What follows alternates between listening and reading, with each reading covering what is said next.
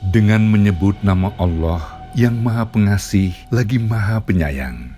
Orang-orang yang beriman kepada Al-Quran yang diturunkan kepadamu Muhammad dan kitab-kitab yang telah diturunkan sebelum engkau, dan mereka yakin akan adanya akhirat. Merekalah yang mendapat petunjuk dari Tuhannya, dan mereka itulah orang-orang yang beruntung.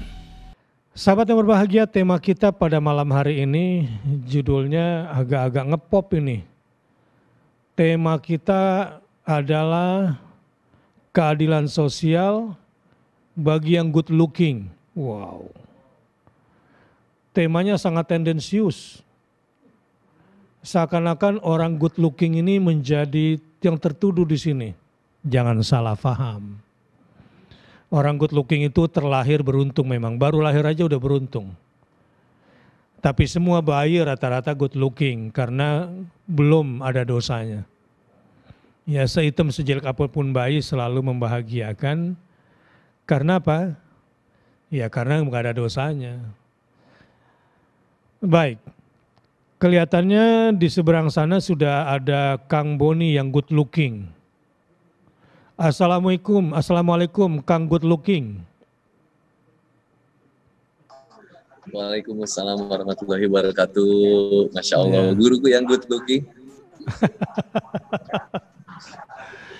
Ini kenapa ceritanya kok temanya ini keadilan sosial bagi yang good looking, ini latar belakangnya kenapa ini? Dan yang kedua nanti tujuannya mau kemana? Yang ketiga jadi kita mesti bagaimana, itu yang akan kita diskusikan sekaligus mentadaburi beberapa ayat dan hadis. Ya, nah sekarang latar belakangnya dulu lah, pemilihan tema ini bagaimana, nanti kemudian saya sampaikan Quran dan sunnahnya. Mangga ya Kang yang good looking. Masya Allah. Assalamualaikum warahmatullahi wabarakatuh buat semuanya. Masya Allah, syukur alhamdulillah kita bisa ketemu lagi di majelis keluarga Quran for Millennials bareng guru-guru kita, Ustadz Deden dan juga Ustadz Bahtiar Nasir, Masya Allah. Nah, Abi, jadi sebenarnya latar belakang dari keadilan sosial bagi yang good looking. Nah, ini sebenarnya lagi jadi tren banget di beberapa sosial media. Di beberapa baik itu Twitter maupun di Instagram. Oh, itu jadi lagi viral nih ceritanya. Kemudian lagi trending topik. Lagi viral nih, Ustaz. Iya. Jadi kemarin-kemarin itu sempat viral tentang beberapa kasus yang ada perlakuan berbeda dari para netizen terhadap kasus ini. Jadi kalau yang pelakunya ini cantik, itu kayaknya kita udah deh maafin deh gitu. Setiap manusia juga punya kesalahan gitu. Ya, tapi kalau pelakunya cantik. mohon maaf, iya. Tapi kalau pelakunya secara visualnya mungkin nggak cantik gitu ya, tadi ya, nggak good looking, itu langsung dibulinya habis-habisan. Udah jelek, begini lagi, udah jelek, wah gitu tuh. Jadi ini cukup miris buat aku tuh. Jadi kesannya seolah-olah kalau yang good looking itu nggak boleh nggak apa-apa ngelakuin kesalahan. Tapi kalau yang udah misalkan dianggapnya buruk, udah dianggapnya jelek gitu ya, secara fisik mohon maaf, itu kayaknya nggak boleh sama sekali ngelakuin kesalahan gitu. Kayaknya penilaiannya akhirnya jadinya kayaknya tajam banget gitu kayaknya kalau sama orang yang nggak punya good looking yang bagus. Sebetulnya nggak gitu juga deh kayaknya Kang Boni. Nggak begitu juga deh kasusnya.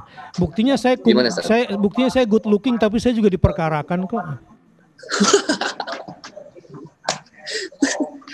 Ternyata Ustaz, good lookingnya itu, aduh aku speechless kalau ngomong itu Ustaz. Lanjut. Jadi memang good lookingnya ini memang bisa banyak hal ya Ustaz ya. Salah satunya kalau aku lihat di sosial media itu satu tentang penampilan fisik visual ya, berarti apa yang ada gitu kayak cantik, cakep gitu ya Ustaz. Ada juga kemudian kasep. Dia anaknya siapa? Kasep gitu ya. Gelis gitu. Atau dia anak siapa? Oh gitu. Dia punya kenalan siapa, itu kayaknya perlakuannya kan berbeda gitu ya daripada yang lain. Sedangkan kan kalau keadilan yang kita jadikan kemudian landasan sebenarnya kan keadilan sosial bagi seluruh rakyat Indonesia tanpa memandang apapun sebenarnya, punya cara pandang yang sama gitu. Nah, begitu juga dalam kehidupan anak muda milenial. Jadi ceritanya protes nih ya, ini nggak adil. Ya, ini diskriminatif kepada kaum-kaum jelek gitu ya. Yang tidak good looking gitu ya. Ini apa membuat jurang sosial yang tinggi di sini. Iya Yang betul, bisa saya betul Sat. sampaikan gitu ya. Oke, Ya, oke. kebayang gitu kan Sat. Jadi ada jurang apa namanya itu Sat? Jurang sosial ya tadi ya Sat, atau Iya, disebutnya apa kan? kesenjangan. Apa? Ya kesenjangan sosial, yang Iya, kesenjangan sosial yang luar biasa akhirnya. Seolah-olah seorang yang kemudian memiliki sesuatu yang lebih itu mendapatkan privilege lebih gitu ya, kelebihan dalam society-nya, dalam lingkungan. iya, Seolah-olah itu bisa dimaklumin, bisa dimaklumin deh kalau begitu. Kayak misalkan gini, mohon maaf nih, temen aku, temen aku waktu itu kita lagi nongkrong di salah satu kafe. Terus suatu saat kita lihat ada seorang cewek. Ini cewek ini, mohon maaf ya, Ustaz, mohon maaf sebelumnya, saya bukan berarti iya, menghina. Jadi cewek ini memang kulitnya tidak seputih wanita yang dianggapan kita cantik gitu ya. Jadi biasa aja lah cewek ini, biasa aja. Terus dia, mohon maaf, ngerokok. Terus teman aku bilangin, ih jelek banget sih, itu paling gak suka melihat cewek ngerokok gitu. Nah, lalu kemudian nggak lama dari situ, nggak lama dari situ datang nih cewek-cewek yang, waduh, tampilannya cantik model gitu. iya, Kemudian duduk gitu kan, kemudian duduk. iya. Pas duduk, mereka ngeluarin rokok dan mereka ngerokok. Terus teman aku jadi bilang gini, keren banget ya kalau ngeliat cewek ngerokok gitu. Loh, Aku bilang, lo tiba-tiba berubah bedanya ya? apa sama yang tadi? Hmm, Gitu. Bedanya apa sama yang tadi? Kan sama-sama merokok. Ini cuma berbeda iya. fisik. Lalu gue kata aku, kenapa sih lu nggak adil banget gitu ketika yang kemudian tadi datengin cewek biasa, lu bilang nggak keren. Sekarang dateng cewek yang cantik, tinggi, putih, bersih, terus dia ngerokok, lu bilang, ih keren banget ya gitu. Kayaknya pantas banget gitu dia.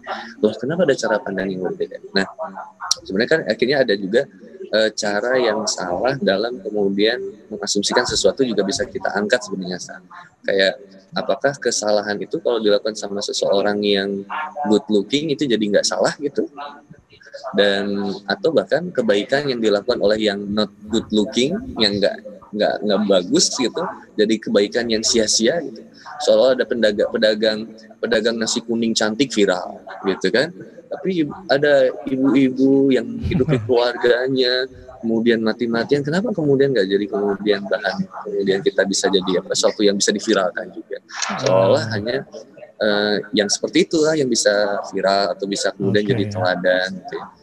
Tapi Udah ini dalam cantik, politik berlaku rajin. juga loh Kang Boni. Dalam Nah itu politik gimana tuh berlaku Sat? juga. Ya, kalau calon pemimpinnya ini good looking gitu ya, pasti pasar awalnya tuh ibu-ibu kalau dia cowok.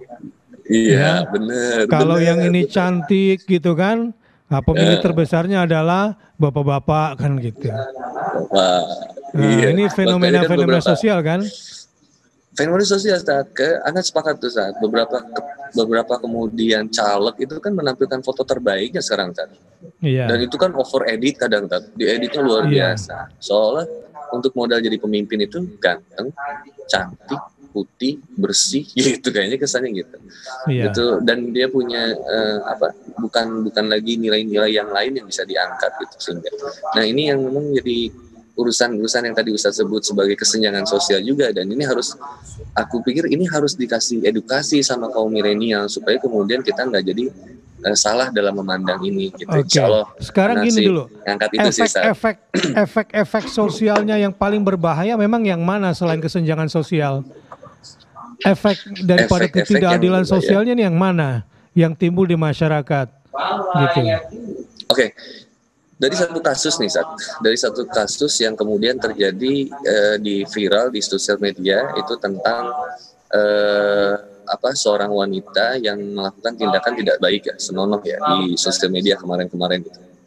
Kemudian kita karena mungkin apakah karena dia cantik kemudian kita membiarkan soal udah deh nggak apa-apa gitu dia melakukan itu. Jadi kayak dia pacaran gitu kan, dia pacaran terus melakukan sesuatu yang tidak baik, kemudian kita memaklumi, udahlah itu udah suatu hal yang biasa. Nah ini yang menjadi efeknya sebenarnya kan efek moralnya saat yang luar biasa, kerusakan moral di remaja, di kaum milenial yang sehingga akhirnya menganggap itu menjadi sesuatu yang lumrah dan biasa saja gitu, dan menjadi sesuatu hal yang kemudian ya udahlah gitu, nggak usah diributin gitu. Tapi kemudian ada counternya juga, counternya maksudnya gini kan, kayak menyerang kita yang berusaha untuk kemudian meluruskan, sehingga teman-teman milenial yang paham yang berusaha meluruskan tuh akhirnya malah diserang. Diserangnya adalah lu jangan ngerasa sok suci deh lu. Wah, jadi gitu lagi. Akhirnya kan seolah tindakan yang benar akhirnya dijadikan salah, tindakan yang kemudian salah sekarang berusaha untuk kemudian seolah-olah dibenarkan di depan milenial. Nah ini aku mikir ini bisa jadi kerusakan moral yang luar biasa. Ini efeknya yang luar biasa Ustaz, dari kasus ini Ustaz. Dan kasus ini kan bukan cuma ini aja, kemarin juga ada beberapa kasus gitu ya kan yang sampai viral terkait seseorang yang mungkin secara penampilan tidak baik, tapi mendapat bulian yang luar biasa dari setiap aktivitas karya yang dihasilkan, justru mendapatkan bulian dari teman-teman sosial media yang notabene itu adalah seorang milenial. Nah ini aku ngeliat jadi, ini dekadensi moral banget lah gitu, penurunan moral ya, maaf. Jadi ada penurunan moral dari generasi muda terkait kesenjangan sosial yang ada. Jadi jangan sampai akhirnya ya balik lagi ke tema keadilan sosial di masyarakat kita itu hanya milik orang yang good looking.